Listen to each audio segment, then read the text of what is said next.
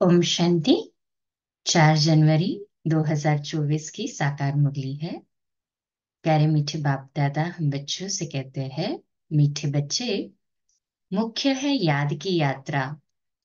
याद से ही आयु बढ़ेगी, विकर्म विनाश होंगे। याद में रहने वालों की अवस्था, बोल चाल बहुत फर्स्ट क्लास होगा। प्रश्न, तुम बच्चों को देवताओं से भी जास्ती खुशी होनी चाहिए, क्यों? बाबा उत्तर देते, क्योंकि तुमको अभी बहुत बड़ी लॉटरी मिली है। भगवान तुम्हें पढ़ाते हैं। सतयुग में देवता देवताओं को पढ़ाएंगे, देवता ही देवता को पढ़ाएंगे, भगवान तो नहीं आएंगे। यहाँ मनुष्य मनुष्य को पढ़ाते हैं। लेकिन तुम आत्माओं को स्वयं परमात्मा पढ़ा रहे हैं। तुम अभी स्वदर्शन चक्रधारी बन रहे हो। तुम्हारे में सारी नॉलेज है। देवताओं में ये नॉलेज भी नहीं। गीत, जाग सजनिया जाग। ओम शांति। नए युग में होते हैं देवी देवताएं। है वह भी मनुष्य, परंतु उन्हों के गुण देवताओं जैसे होते हैं। वह है वैष्णव, डबल अहिंसक। अभी मनुष्य डबल हिंसक है। मारामारी भी करते हैं, काम कटारी भी चलाते हैं। इसको कहा जाता है मृत्युलोक, जिसमें विकारी मनुष्य रहते हैं। उसको कहा जाता है देवलोक, जिसमें देवी देवता रहते हैं। सतयुग में वह डबल अहिंसक थे। उन्हों का भी राज्य था। कल्प की आयु लाखों वर्ष की होती तो कोई बात का ख्याल भी नहीं आता। इतना थोड़ी मेमोरी होती लाखों वर्ष की। आजकल कल्प की आयु कम करते जाते हैं। कोई 7,000 वर्ष कहते, कोई 10,000 कहते। ये भी बच्चे जानते हैं कि बाप है ऊंचे ते ऊंचा भगवान, और हम उनके बच्चे रहते हैं शांति धाम में। हम पंडे हैं रास्ता बताने वाले। इस यात्रा का कोई वर्णन है नहीं। भल गीता में अक्षर है मन मना भव, परंतु उनका अर्थ क्या है? अपने को आत्मा समझ बाप को याद करो।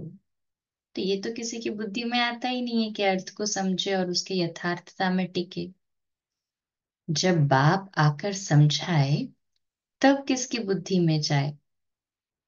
इस समय तुम मनुष्य से देवता बनते हो। मनुष्य यहाँ है, देवता सतयुग में होते हैं।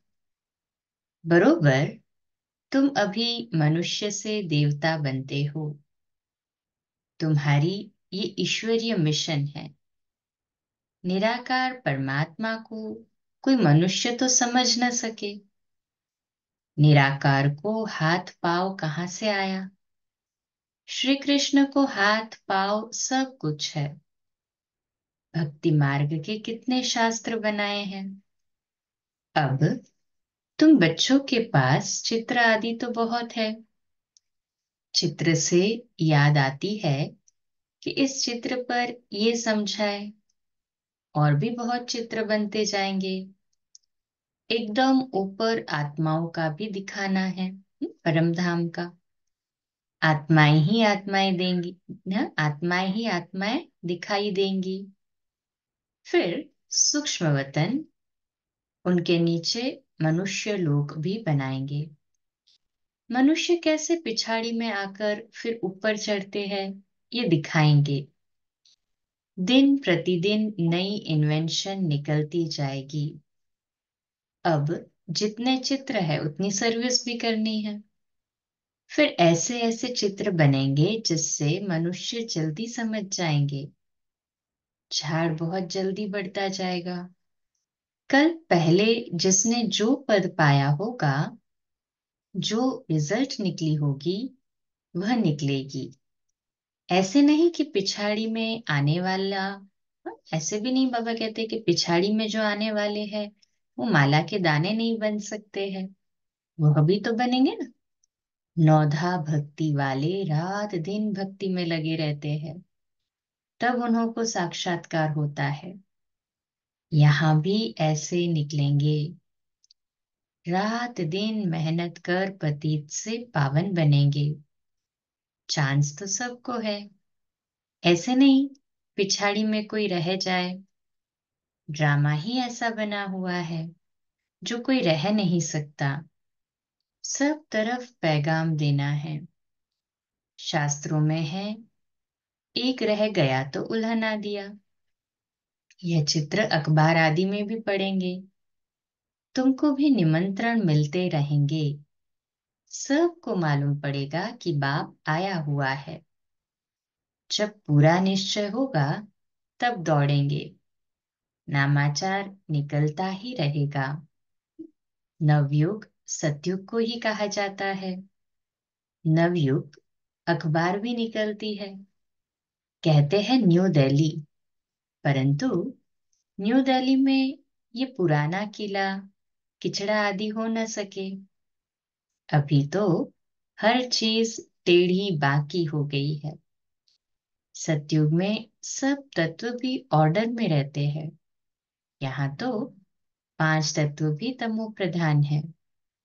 वहां सब सतो प्रधान होते हैं, तो हर एक तत्व से सुख मिलता है।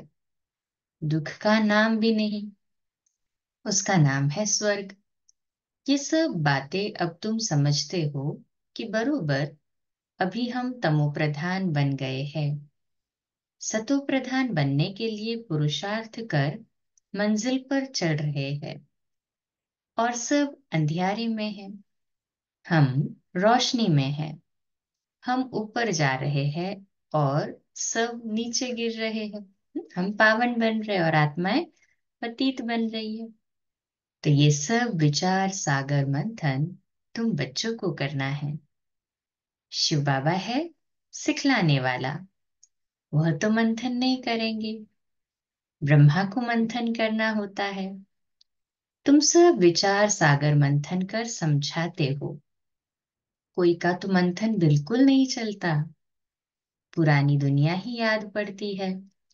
बाबा कहते हैं पुरानी दुनिया को एकदम भूल जाओ, परंतु बाबा जानते हैं नंबरवार पुरुषार्थ अनुसार राजधानी स्थापन हो रही है। बाप कहते हैं मैं आकर राजधानी स्थापन कर बाकी सबको वापस ले जाता हूँ। वह लोग तो सिर्फ अपना अपना धर्म स्थापन करते हैं। उनके पिछाड़ी उनके धर्म के आते रहते हैं। उनकी क्या महिमा करेंगे? महिमा तो तुम्हारी है। आदि सनातन देवी देवता धर्म को ही हीरो हीरोइन कहा जाता है। हीरे जैसा जन्म और कौड़ी जैसा जन्म तुम्हारे लिए गाया हुआ है। फिर तुम एकदम चोटी से गिरकर एकदम नीचे आकर पड़ते हो। तो इस समय तुम बच्चों को देवताओं से भी ज्यादा खुशी होनी चाहिए, क्योंकि तुमको लॉटरी मिली है। तुम्हें अब भगवान पढ़ाते हैं। वहां तो देवता देवताओं को पढ़ाएंगे, यहाँ मनुष्य मनुष्य को पढ़ाते हैं। और तुम आत्माओं को परमपिता परमात्मा पढ़ाते हैं। फर्क हो गया ना। तुम ब्राह्मणों में बाबा कहते हैं देखो उनमें देवता देवता को, मनुष्य मनुष्य को, सतयुग में देवी देवताओं को, हाँ अभी कलयुग में मनुष्य मनुष्य को, और हम आत्माओं को स्वयं परमपिता परमात्मा पढ़ाते। तो कितना फर्क हो गया। फिर बाबा कहते तुम ब्राह्मणों ने राम राज्य और रावण राज्य को भी समझा है। अब तुम जितना श्रीमत पर चलेंगे उतना ऊंच पद पाएंगे। अज्ञान काल में जो करते हैं वह उल्टा ही होता है। छोटेपन में सगीर बुद्धि होती है, फिर बालिग बुद्धि होती है। 16-17 वर्ष के बाद सगाई होती है। आजकल तो गंद बहुत है, गोद वाले बच्चे की भी सगाई करा लेते हैं, फिर लेना देना शुरू कर लेते हैं। वहां शादियां कितनी रॉयल होती है। तुमने सब साक्षात्कार किया है। जितना आगे बढ़ते जाएंगे तो तुम सब साक्षात्कार करेंगे। अच्छे फर्स्ट क्लास योगी बच्चों की आयु बढ़ती जाएगी। बाप कहते हैं योग से अपनी आयु बढ़ाओ। बच्चे समझते हैं योग में हम ढीले हैं, याद में रहने लिए माथा मारते हैं, परंतु रह नहीं सकते, घड़ी घड़ी भूल जाते हैं। वास्तव में यहाँ वालों का चार्ट बहुत अच्छा होना चाहिए। बाहर तो गोरख धंधे में रहते हैं। बाप को याद करते करते यहाँ ही तुमको सतोप्रधान बनना है। कम से कम भोजन बनाते, काम करते 8 घंटा तो मुझे याद करो, तब कर्मातीत अवस्था अंत में होगी। कोई कहे मैं 6-8 घंटा योग में रहता हूं तो बाबा मानेगा नहीं। बहुतों को लज्जा आती है, चार्ट नहीं लिखते हैं, आधा घंटा भी याद में नहीं रह सकते। मुरली सुनना कोई याद नहीं है, ये तो धन कमाते हो, ज्ञान धन है ना। याद में तो सुनना बंद हो जाता है। कई बच्चे लिख देते हैं याद में मुरली सुनी, परंतु यह याद थोड़ी ही है। बाबा खुद कहते हैं मैं घड़ी घड़ी भूल जाता हूँ, याद में भोजन करने बैठता हूँ। बाबा आप तो अभोक्ता हो, ये कैसे कहूँ। बाबा आप भी खाते हो, हम भी खाते हैं। कोई कोई बात में कहेंगे कि बाबा भी साथ है। मुख्य है याद की यात्रा। मुरली की सब्जेक्ट बिल्कुल अलग है। याद से पवित्र बनते हैं, आयु बढ़ती है। बाकी ऐसे नहीं कि मुरली सुनी तो बाबा इसमें था ना। मुरली सुनने से विकर्म विनाश नहीं होंगे, मेहनत है। बाबा जानते हैं बहुत बच्चे बिल्कुल याद नहीं करते हैं। याद में रहने वाले की अवस्था, बोलचाल बिल्कुल अलग रहेगा। याद से ही सतोप्रधान बनेंगे, परंतु माया ऐसी है जो एकदम बुद्धू बना देती है। बहुतों की बीमारी उथल पड़ती है। मोह जो नहीं था वह उथल पड़ता है, फंस मरते हैं। बड़ी मेहनत का काम है। मुरली सुनना ये सब्जेक्ट अलग है। ये है धन कमाने की बात। इसमें आयु नहीं बढ़ेगी, पावन नहीं बनेंगे, विकर्म विनाश भी नहीं होंगे।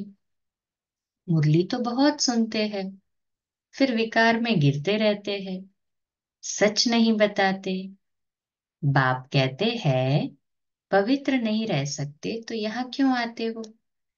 तो कहते हैं बाबा मैं अजामिल हूँ, यहाँ आऊंगा तब तो पावन बनूंगा। यहाँ आने से कुछ सुधार होगा, नहीं तो कहाँ जाए। रास्ता तो यही है। ऐसे ऐसे भी आते हैं, कोई ना कोई समय तीर लग जाएगा। बाबा यहाँ के लिए भी कहते हैं यहाँ कोई अपवित्र को नहीं आना चाहिए। ये तो इंद्र सभा है, अभी तक तो आ जाते हैं। एक दिन ये भी ऑर्डिनेंस निकलेगा, जब पक्की गारंटी करे तब अलाउ करे। तो समझेंगे ये तो ऐसी संस्था है, कोई अपवित्र अंदर जा नहीं सकता। तुम बच्चे समझते हो ये किसकी सभा है। हम भगवान, ईश्वर, सोमनाथ, बबुलनाथ के पास बैठे हैं। वही पावन बनाने वाला है। अभी आखिरी में बहुत आ जाएंगे, तो फिर कोई हंगामा आदि कर न सके। इस धर्म के जो होंगे वह निकल आएंगे। आर्य समाजी भी है तो हिंदू ना, सिर्फ मठ पंथ अलग कर लिया है। देवताएं होते हैं सतयुग में। यहाँ सब हिंदू है। वास्तव में हिंदू धर्म ही है नहीं। ये हिंदुस्तान तो देश का नाम है, तो हिंदुस्तान देश के नाम से हिंदू वर्ड डिराइव किया है। तुम बच्चों को उठते बैठते चलते स्वदर्शन चक्रधारी बनना है। स्टूडेंट को पढ़ाई की याद रहनी चाहिए। सारा चक्र बुद्धि में है। देवताओं और तुम्हारे में थोड़ा फर्क रहा है।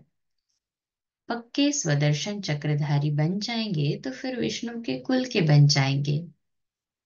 तुम समझते हो हम ये बन रहे हैं। ये देवताएं, बाबा कहते वो देवताएं तो फाइनल है, हम प्रोसेस में है बनने की।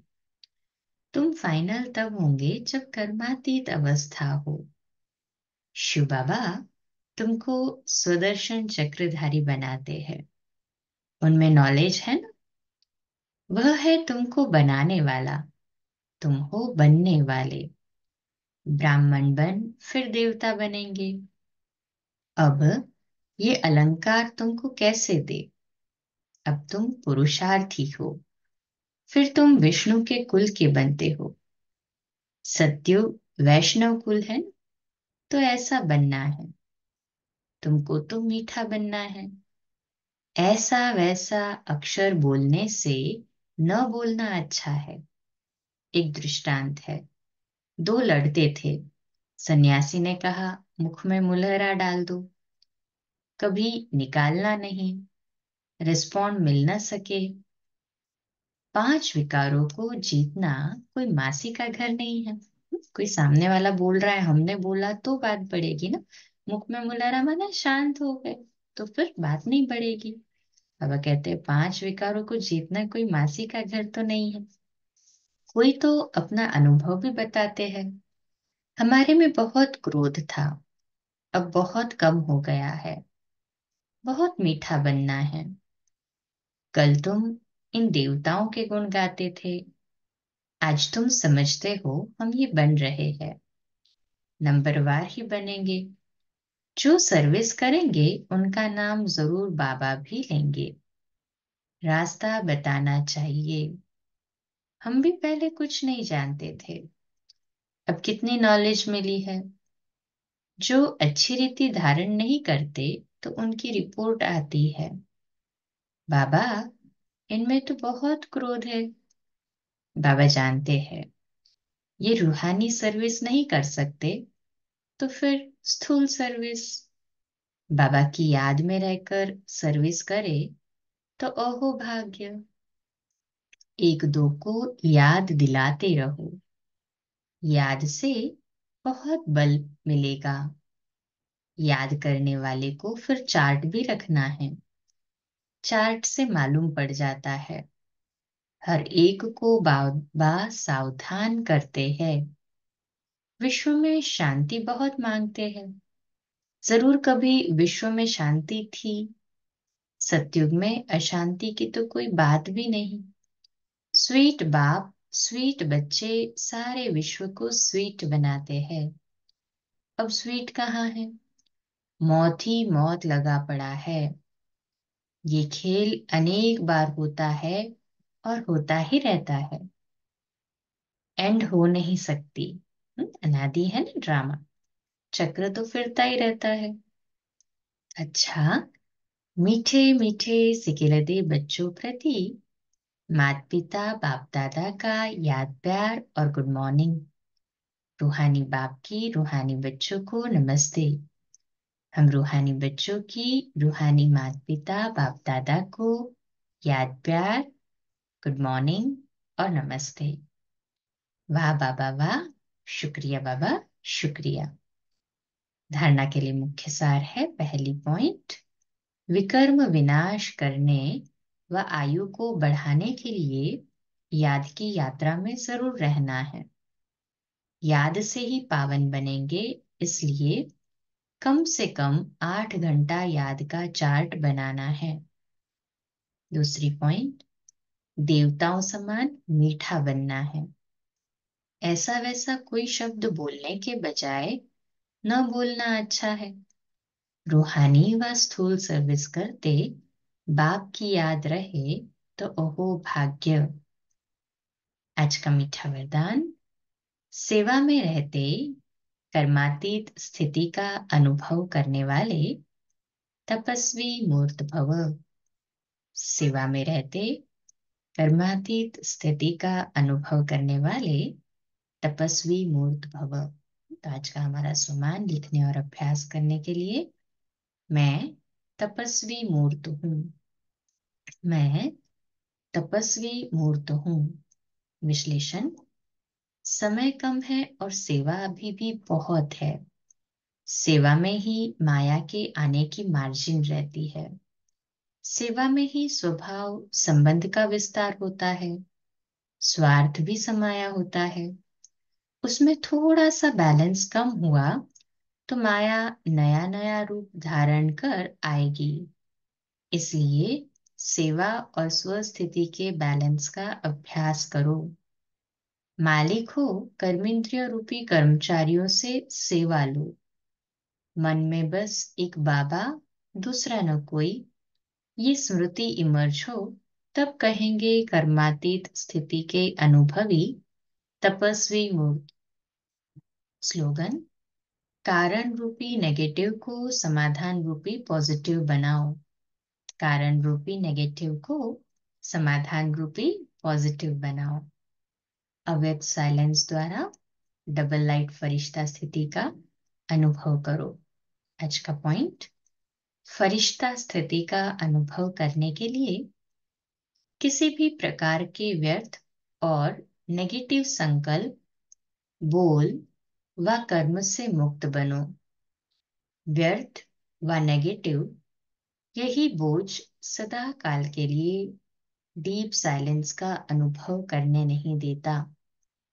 अब व्यर्थ बोझ से सदा हल्के बन डबल लाइट फरिश्ता बनो। अच्छा, कम बोलो, धीरे बोलो, मीठा बोलो, सत्य बोलो, सोच समझकर बोलो। निमित्त भाव, निर्माण भाव, निर्मल वाणी। आज का नया दिन आप सभी को मुबारक हो, मुबारक हो, मुबारक हो। शुभ दिवस। आज रात्रि क्लास 8:45 बजे, कल सुबह अमृत वेला मेडिटेशन 3:30 से 4:30 और मुरली क्लास प्रातः 4:45 बजे। ओम शांति। शुभ दिवस।